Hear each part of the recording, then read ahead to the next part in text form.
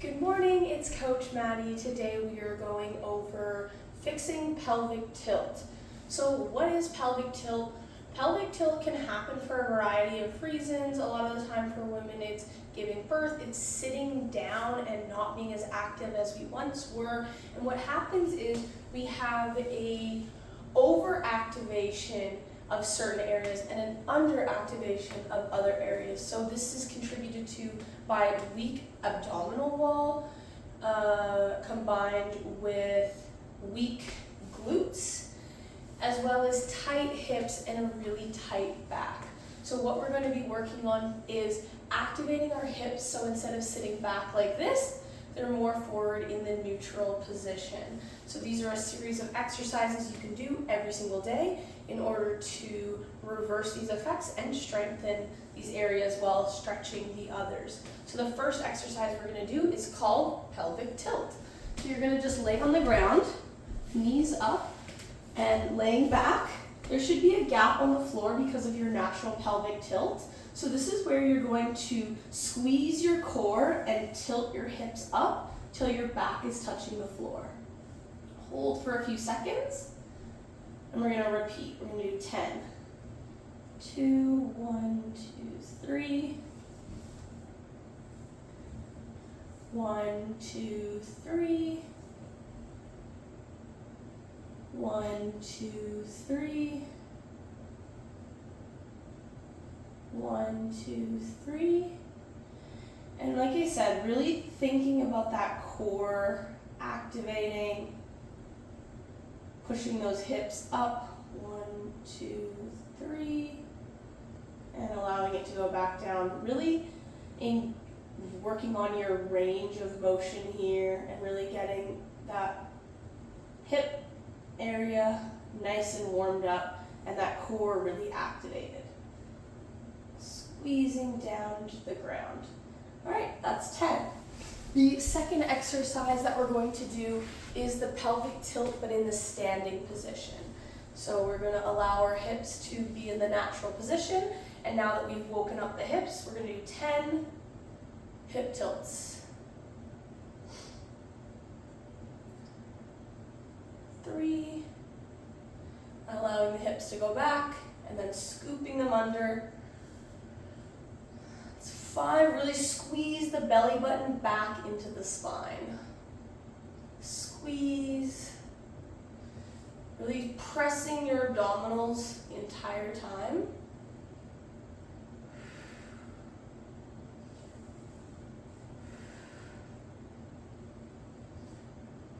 One more. Squeeze and release. All right, moving on to the third exercise. We're going to be doing the glute bridge. Amazing. So this one is going to really help in your glutes get stronger. We're going to have our knees bent just like the pelvic tilt, laying flat against the ground, having your arms just on the ground for balance support. And then you're going to fix your pelvic tilt first. We don't want to have that rounded back. We want to be in a nice neutral position. And then we're going to press our hips up till we're straight, in a straight line, and then allowing ourselves to come back down. And again, you can check your pelvic tilt every time you touch the ground. Your back should be flat on the ground. So keeping your core engaged, pushing your hips up. 1, 2, 3. And then controlling it back down to the ground. 3, 1, 2, 3. Allowing your hips to come down. Push. 1, 2, 3. Going for rep number 5. Pushing. Remembering to breathe. 1, 2, 3. And again, pushing up for rep 6. 3. 7. Really squeezing the glutes at the top of this movement. Squeezing the hamstrings. And squeezing the core. Don't forget to activate your core. 1, 2, 3. One more. Getting those 10 reps. Amazing, good job. So you should feel your glutes, your back maybe your hamstrings all activating in that one. The next one that we're going to do is called an EMG plank. So this one is similar to the standard plank with slight variations. That's really going to help your glutes and your abs be active at the same time. So just like the normal plank, you're going to come into the tabletop position, and you're going to place your arms on your elbows, and you're going to interlock your fingers. When you step your feet back, instead of your feet being together, you're going to allow them to be apart just a little bit, and then we're going to draw our belly button up into our spine. We want to make sure that we're not sagging. We're going to, like I said, pull the belly button up without putting our butt in the air. We're just going to try and hold this position, engaging the core, holding.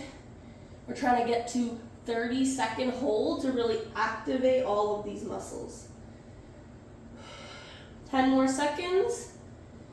5, 4, 3, 2, 1.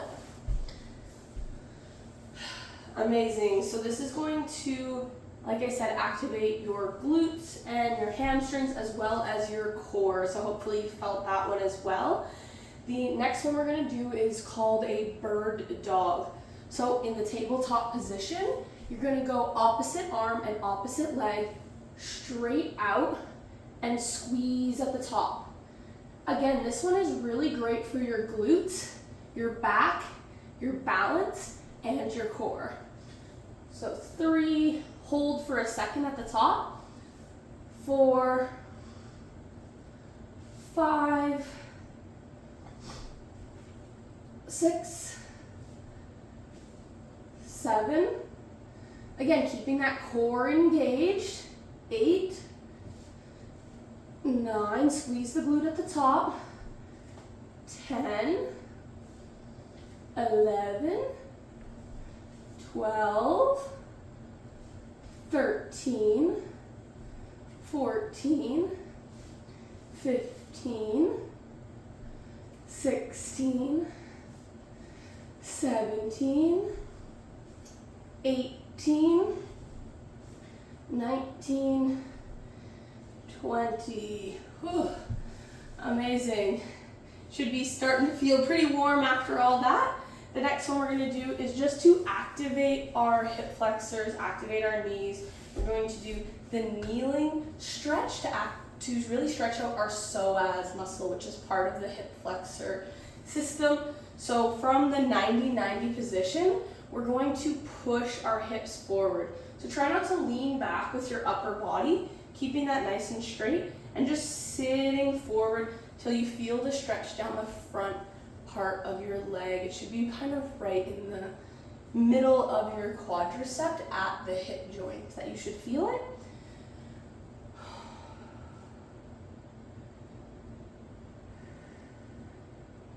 Make sure you're breathing into the stretch. We're going to get a good 30 to 45 seconds here to really release that hip before we start doing anything else. Then we're going to switch legs. And we're going to lean into it.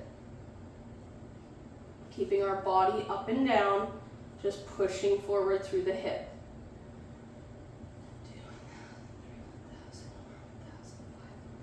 4, 5, 6, 7, 8, 9, 10. Making sure you're doing these stretches for minimum 30 seconds so that your brain can actually signal to that tight area to fully relax. The last stretch that we're going to do is using some sort of bench or box. I'm just going to grab this milk crate that I have, and we're going to use this as the backing for our next lunge stretch. So you can also do this on a chair, on a bench, on a box, whatever you have. And what we're going to do is I just like to start with both knees on the ground, and then coming in front of the object, you can place your leg that you're trying to stretch up against the item. Maybe a tabletop position is necessary, and then pushing back. And this is for the rectus femoris, which is another component of the hip flexor, but it's going to target, you'll be able to feel it in this lower section of the quadricep and is going to allow more of that hip to relax. On the next one, I'll demo from the side.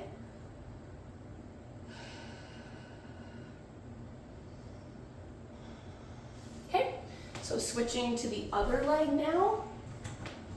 Move my box behind me in the tabletop position.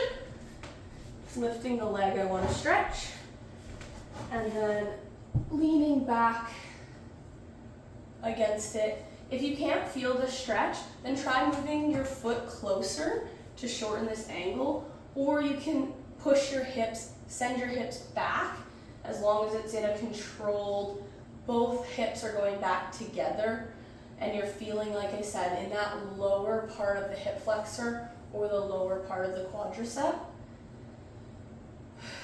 Keeping the core nice and engaged here, don't just let it stick out. We want to keep those hips and that core nice and active, nice and neutral spine. And that is the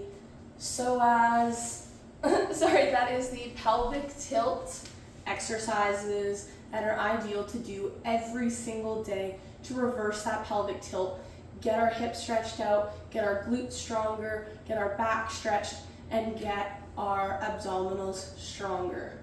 Hope this helps and enjoy your workout.